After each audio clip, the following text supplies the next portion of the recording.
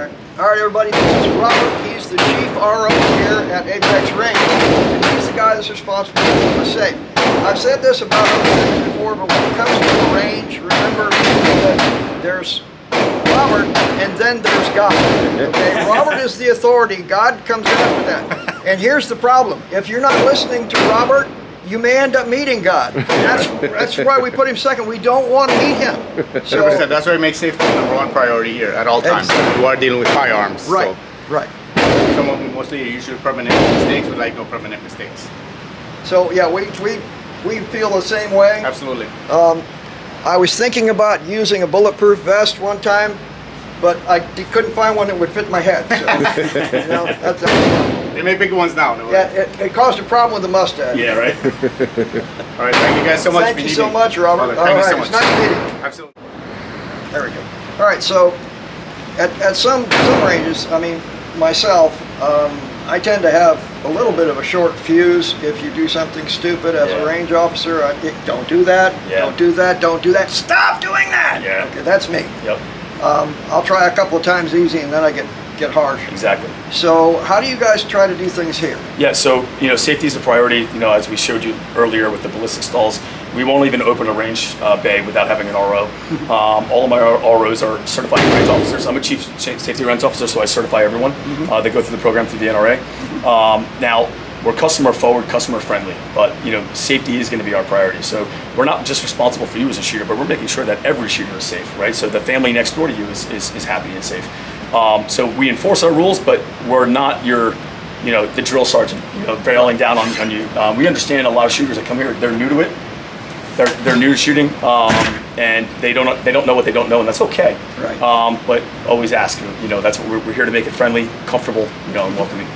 But at the same time, teach them how to do things right. Yeah, that's the idea. Yeah. Well, that's cool. Yep. Thank you, Christian. We Thanks, appreciate sir. it. Appreciate All right. So we're gonna make bangs.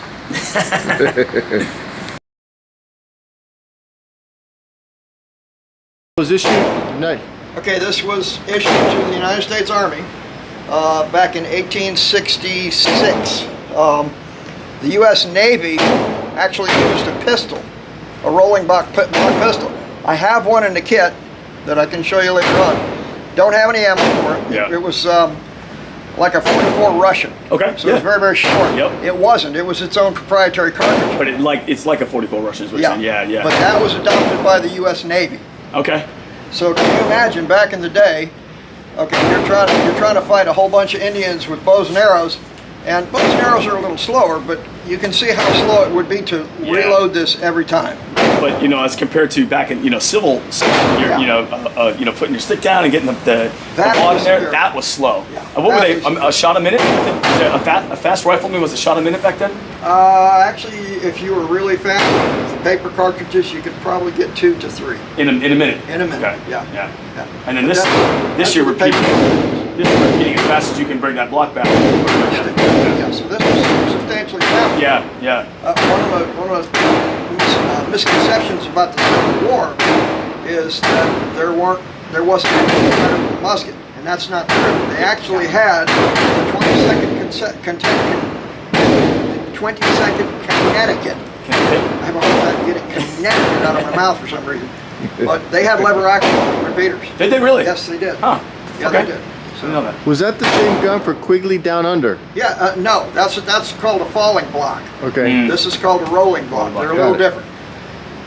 This is something I want to point out that's important. This gun is what they call a mid-pressure 4570 cartridge. There are 3 pressures to commercially loaded 4570 cartridges: low pressure, mid-pressure, and high pressure.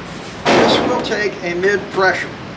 The trap door, Springfield, takes low pressure. Got it. You can blow them up if you use really? anything more powerful. That falling block, like Quigley Down Under, that will take the high pressure cartridge. Oh, okay, cool. But you got to know what you're doing with them. So Yeah. these things got to be careful with them because you can get hurt in a hurry. Yeah. Okay. This is a 4570 rolling block. This one's made by Uberti. Yeah. It's a beautiful gun. It's beautiful. really, really gorgeous. I've won 4 consecutive black powder cartridge rifle championships with that gun. Christian's going to make a cloud of smoke for us. Yeah. The big one. Hopefully I'll hit the target. All right, you're close enough. You're close enough. You think it's a good distance? Yeah. All right. Way So- back in the day, in 1866, this was adopted by the U.S. Army as a primary service weapon. It was replaced in 1873 by the Springfield trapdoor. Got it. But this was the Remington rolling block. This is cool. I can't remember the guys that originally invented this system, but it was redesigned, reimagined by Remington, by a couple of the guys' name. I think the guy's name was Peters. Okay. At Remington. And then it became what was known as the Remington system. So to load this, you simply slip the cartridge right up into the chamber. Okay. And then you close. That's the rolling block. Now, Got it. as this hammer rotates, it rotates down so that this breech cannot open. Got it. And that locks That's that key. breech shut. Yeah. Got it. And But- I see 2 triggers here. Yes, there are. One of them is a set trigger, Okay. and the other one is the boom trigger. Got it. Okay. So my setting was stage 1, Yeah, I think you. set, Yeah. This one's your set, and that's boom. and that's your pop. Okay. So do I need to set and then pop? So you set every single yeah, one. you need Okay. to set it and pop it. And then it's for aiming. This puppy is hot to go right now. So Roger that.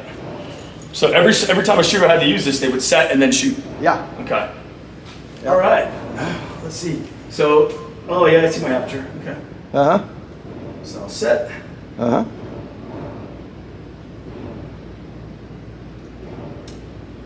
I guess I go boom.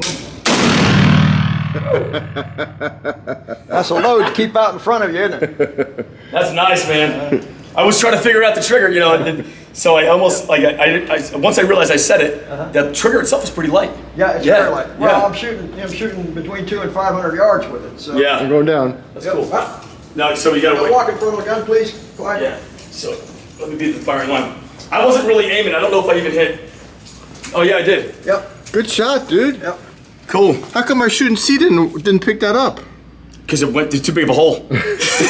Can I show you a trick when you're shooting something with this Yeah. much weight on it when Yeah. you're shooting offhand? Good Okay. shot, Christian. This Thank is a you. trick you can use, okay? Mm-hmm. Put your elbow in your ribs, Oh, and then rest it. flat of your hand, and you're going to find you're a lot more stable. Yeah. You get a lot less Holds that movement weight. out of it. Yeah. So, Very cool. Thank you for letting me shoot that. yeah, absolutely. So, Badass.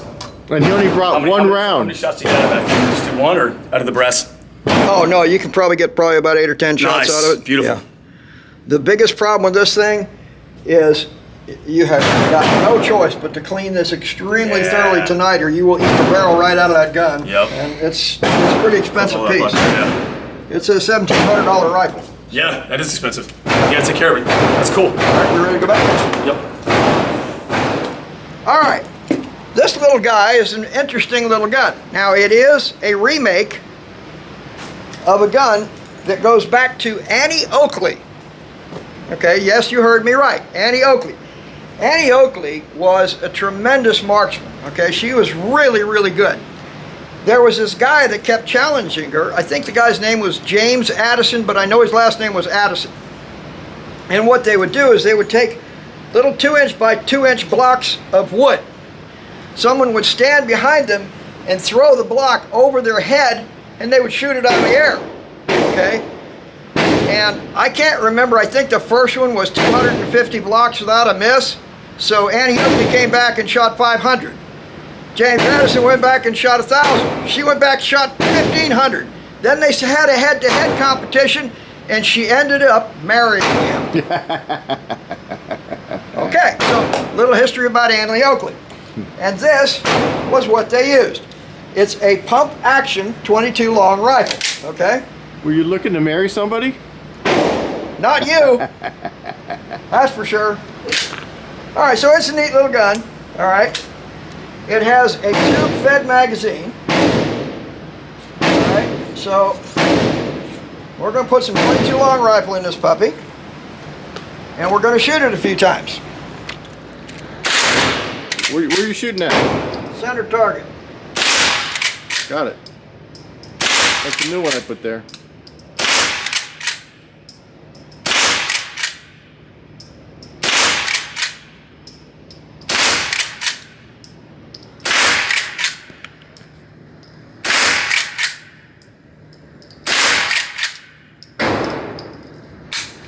All right, so there you go. This next one, really is a legitimately old gun.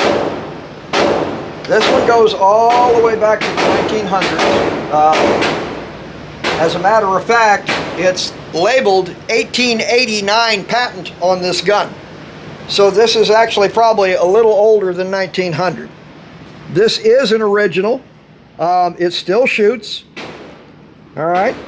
And it's a reasonably good little gun. Now, when I got it, it was missing some of the internal parts and I had to make new parts for it. But it's repaired and it does shoot. So let's take a look at this lever action 22.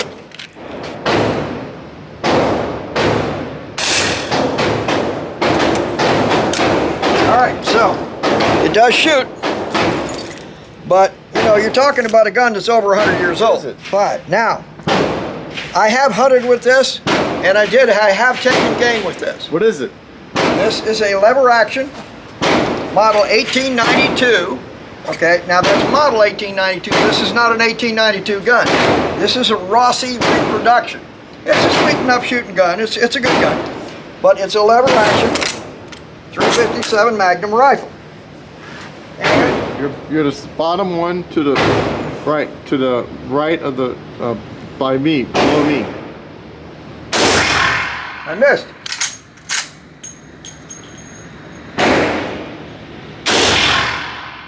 Shooting low.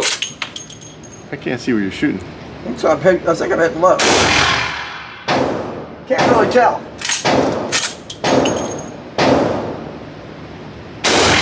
Yeah, you're shooting low.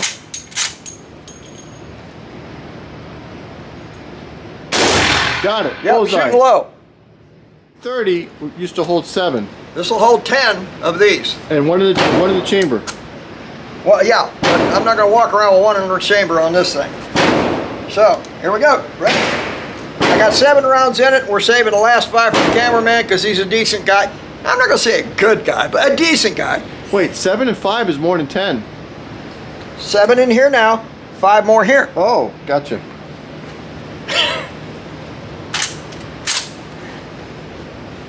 Let's try this again.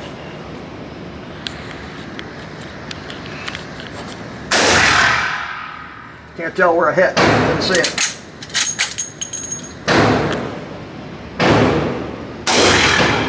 Okay.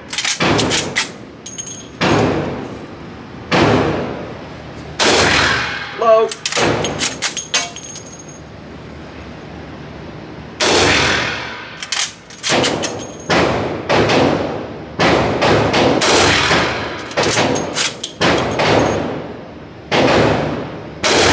Wow, did I jerk that different?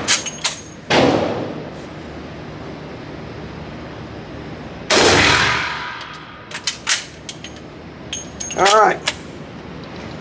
Last 5 to the cameraman.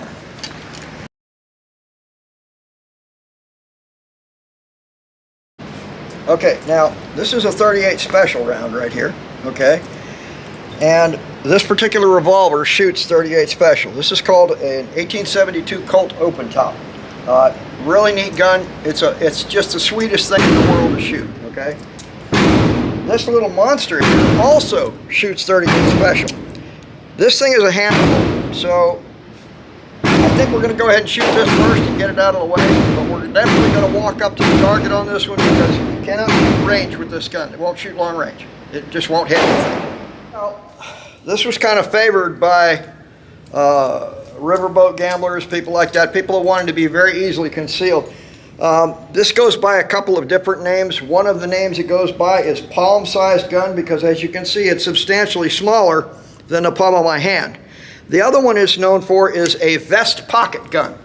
You can slip this right in your vest pocket in the front, be armed, and nobody would even know you had it. So, this is a Derringer. It fires 2 shots over and under. Now, the gun is tremendously light, so it's a bit of a handful. Something I want to warn you about. These little dots in here, these are firing pins, okay? Now, if the hammer is all the way forward, that firing pin is going to stick out. So if I was to slam this barrel shut, it's entirely possible to set that round off unintentionally. We don't want that.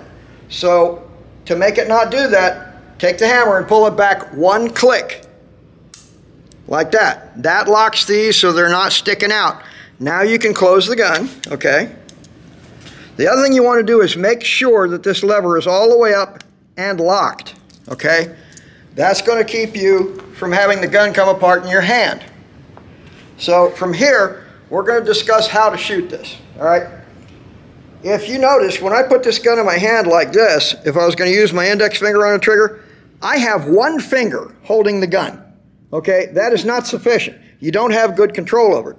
So what I'm going to do is I'm going to shift up to my middle finger on the trigger. My index finger is going to run along the barrel, and that way I've got a pretty good hand hold on the gun.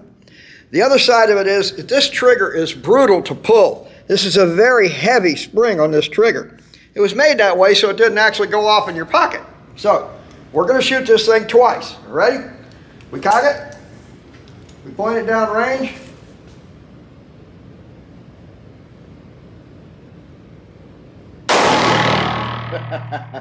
And we squeeze. And this is a very uncomfortable gun to shoot. It hurts your hand when you pull the trigger on this thing. So when you pull the hammer back this time, what's going to happen is there's a toggle in there that's going to flip. So now the firing pin is going to hit the bottom barrel. Okay? So here we go. Shoot it again. And as I said, this thing is a handful.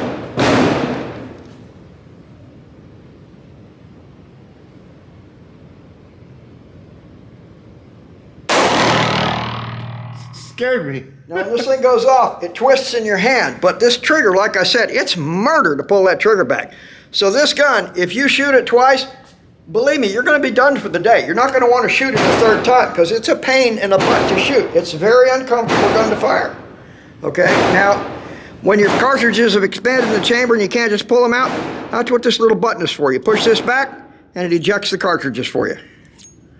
Simple as that, okay? So now we're going to put it back on half cock, all right? So that the pins are not sticking out. We're going to close the gun and we're going to lock it shut, and we are done with this little monster for the day. Don't walk in front of me, please.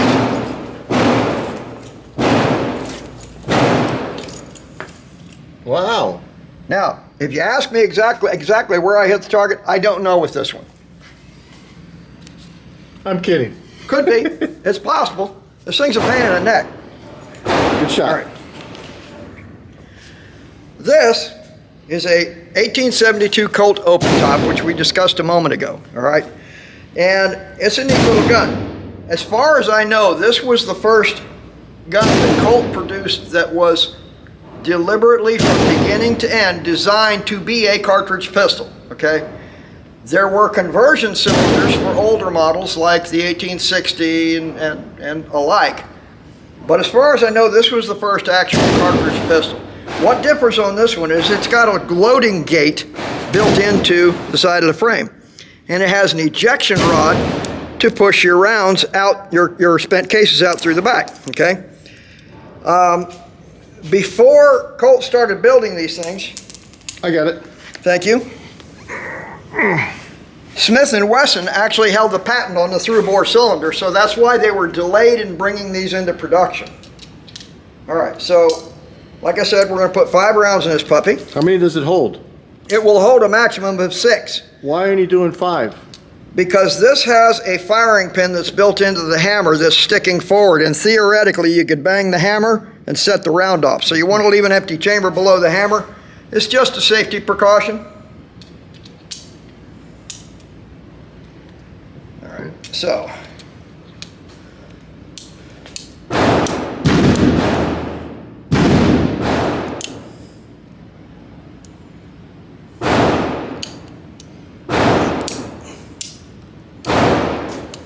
All right, so what we're going to do now is we're going to shoot this thing. This gun is actually a very accurate gun.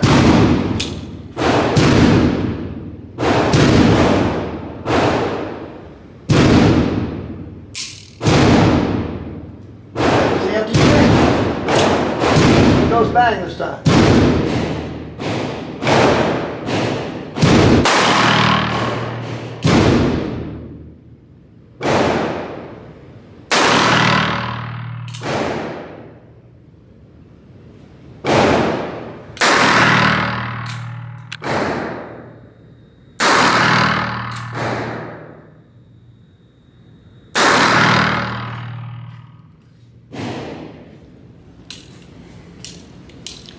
And that's your 38 caliber Colt open top.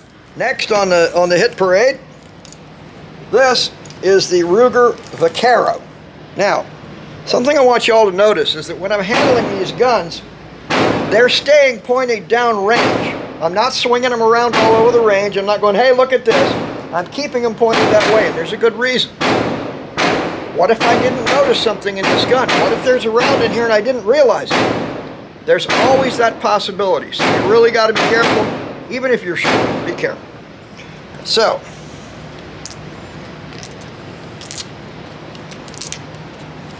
now, on many revolvers,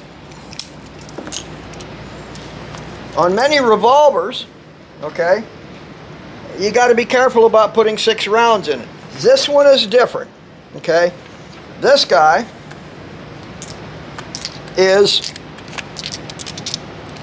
has a firing pin in it that's built into the frame, and it has what's known as a transfer bar ignition.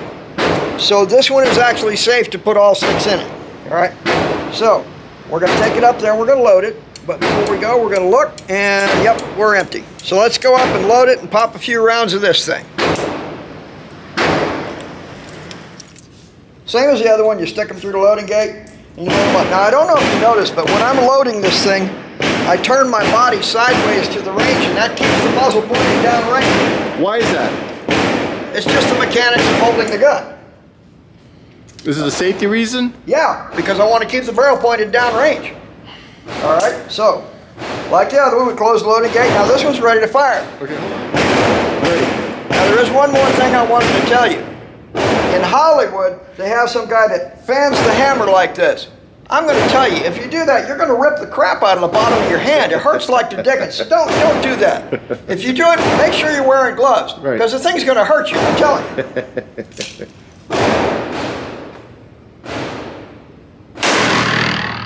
Well, that was terrible.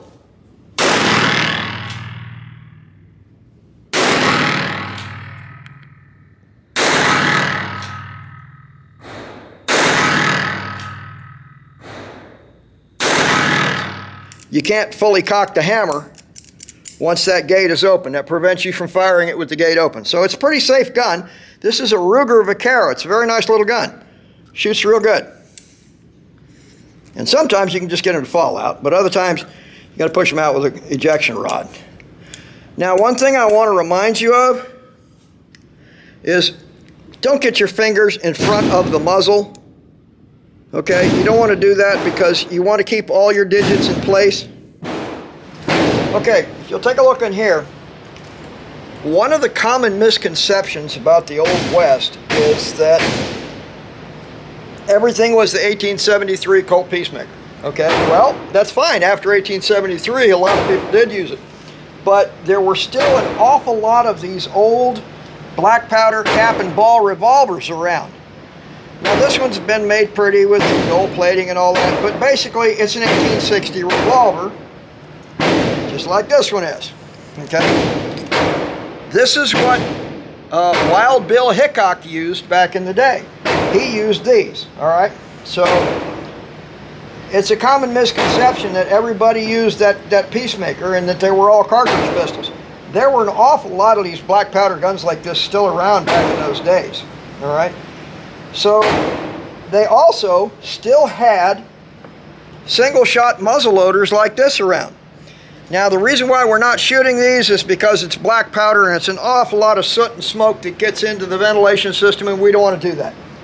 So one of the other things that was around were rolling block pistols. Now these were actually U.S. Navy. Okay, the U.S. Navy adopted these in 1862.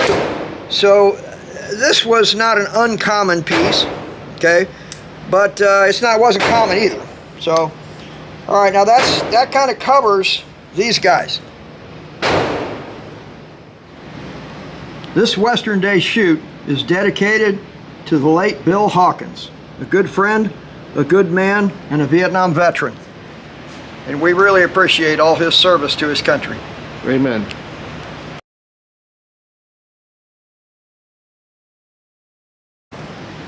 Now, unfortunately, you have to be smarter than the box to get into this thing, which means I failed miserably. Now, one thing I want to remind you of is don't get your fingers in front of the muzzle. Okay, you don't want to do that because you want to keep all your digits in place. All right. Kind of important to, you know, go home from the range with the same number of fingers you came with. At least that's the way I prefer to do it. I mean, I don't go home with any extras, but I don't go home missing any either. And I don't know which would be worse, come home with extra fingers or the same number or less. I mean, I think less would be worse, but you know, I don't really think I'd want to try it either way.